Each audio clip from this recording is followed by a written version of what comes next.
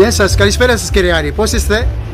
Μια χαρά εσείς. Σήμερα μετά το 3 χρόνια, περίπου 2 χρόνια, 3 χρόνια δεν γίνεται βιβλίο εδώ. Τι δουλειά κάνεις είστε εδώ Ελλάδα, δίκος ομάδα? Εμείς είμαστε η ομάδα Γιάσους Δέλτα. Ναι.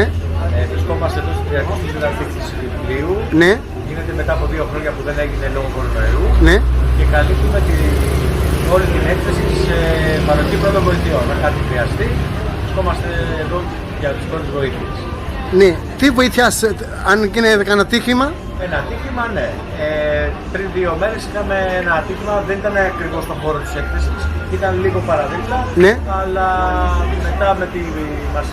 μετά από συνεννόηση με την ομάδα βίας της αστυνομίας, επιληφθήκαμε του θέματος και πήγαν όλα καλά, τα παιδιά συνήλθαν και σήμερα κιόλας περάσαν και μας... Έχει κόσμος πολύ τώρα φέτος? Έχει πάρα πολύ κόσμο. Θέλει να στείλεις κανένα μήνυμα όλη η Ελλάδα?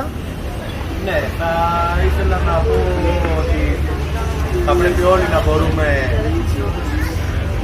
να προσφέρουμε λίγο παραπάνω εθελοντικά για να μπορέσουμε να βοηθήσουμε λίγο την πολιτική προστασία, να έχουμε καλύτερα αποτελέσματα το φετινό καλοκαίρι με τις αμοιές, να μην έχουμε προβλήματα. Ευχαριστούμε πολύ κύριε Άρη.